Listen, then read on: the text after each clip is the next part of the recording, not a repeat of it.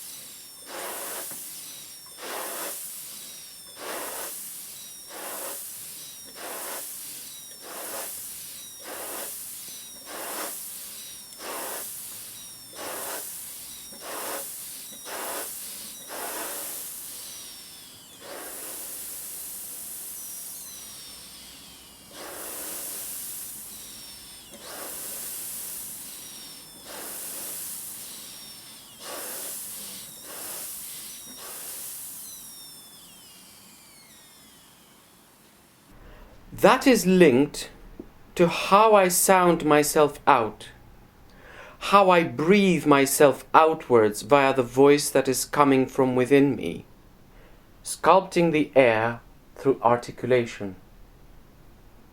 Peter Sloterdijk says, "This is how I sound, and this is how I will be once I am."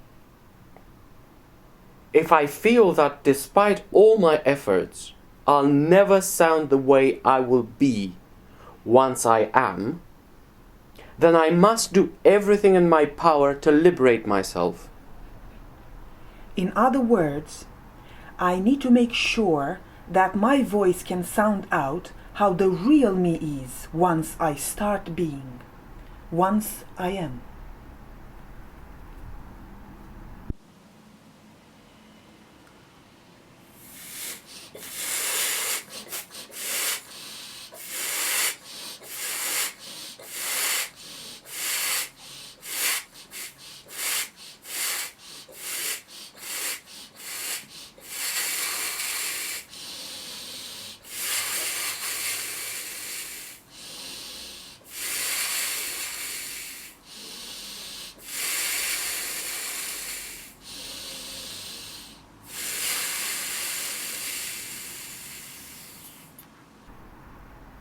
For me, there was a sense that the very foundations of my respiratory economy in the first language were problematic.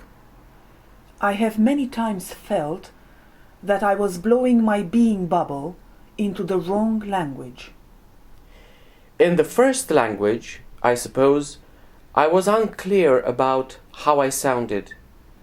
I was hearing myself distorted, and therefore I was not capable of intuiting who I will be once I am.